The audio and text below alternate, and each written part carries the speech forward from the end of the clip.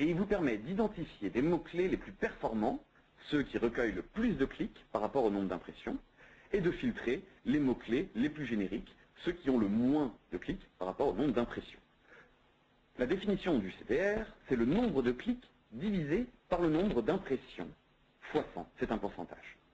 Par exemple, j'ai pour une annonce 10 clics, alors que j'ai eu 1000 impressions, fois 100, me donne un CTR de 1%. C'est généralement le CTR que l'on considère comme bon, 1%. C'est ce vers quoi vous devez tendre si vous voulez des publicités vraiment pertinentes. Que faire maintenant pour améliorer son positionnement? Pour améliorer son positionnement, il vous faut tout d'abord adapter votre budget quotidien. Comme je le disais tout à l'heure, minimum 20 fois l'offre de CPC maximum.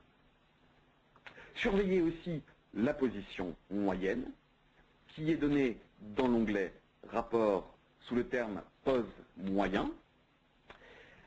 1 signifie que votre publicité occupe en moyenne toujours la première position.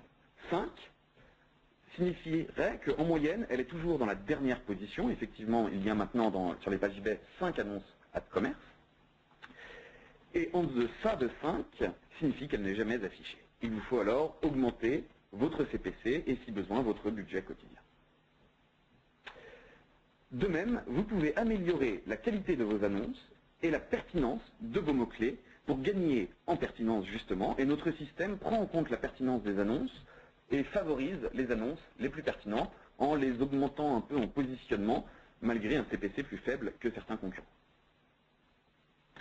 Les autres termes présents sous l'onglet Rapport, l'impression. L'impression, c'est le nombre de fois où votre publicité est apparue sur eBay. Les clics, nombre de fois où l'utilisateur a été envoyé vers votre boutique suite à un clic sur votre annonce. Et le CPC moyen. Le CPC moyen, ce que vous payez réellement en moyenne pour un clic sur une de vos annonces.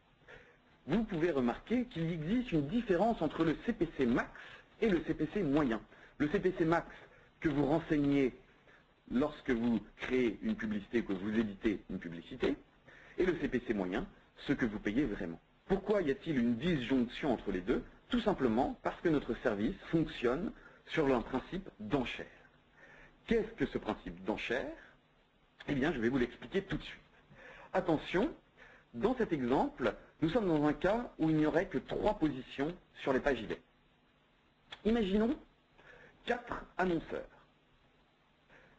4 publicités qui potentiellement peuvent apparaître sur les pages eBay. Chacun de ces annonceurs a défini un CPC max. Pour le 4e, donc 2 centimes d'euros. Le 3e, 4 centimes d'euros. 9 centimes d'euros pour le second et 60 centimes d'euros pour le premier. Que vont-ils payer véritablement, ces annonceurs? Eh bien, le 4e, il n'est pas affiché, parce qu'il n'y a que 3 places. Donc il ne paye rien, mais il n'est pas affiché. Le 3e ne paiera que 1 centime de plus que son plus proche concurrent, donc la position 4. La position 4 a un CPC maximum à 2 centimes d'euros, donc la position 3 ne paiera que 1 centime de plus que 2 centimes d'euros, soit 3 centimes. La position 2 paiera 1 centime d'euros de plus que le CPC maximum de la position 3, donc 5 centimes d'euros.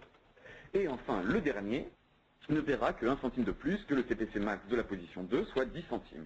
Et il y a quelque chose d'intéressant dans cet exemple, c'est que vous pouvez voir une disjonction entre le CPC max défini par le client en position numéro 1, 60 centimes, et ce qui paye réellement 10 centimes. À savoir, la stratégie du numéro 1 a été de mettre un CPC max assez élevé, tout en sachant qu'il en paiera beaucoup moins et qu'il aura toujours la première position, si tant est que son budget quotidien suive. Voilà, ça a été notre présentation sur les éléments clés de votre compte. Nous allons désormais passer aux questions-réponses. Et n'oubliez pas de consulter notre blog où vous trouverez de nombreux autres conseils et où vous pourrez encore une fois laisser vos commentaires si vous le désirez ou si vous voulez nous interpeller sur un aspect particulier ou un problème que vous pourriez rencontrer.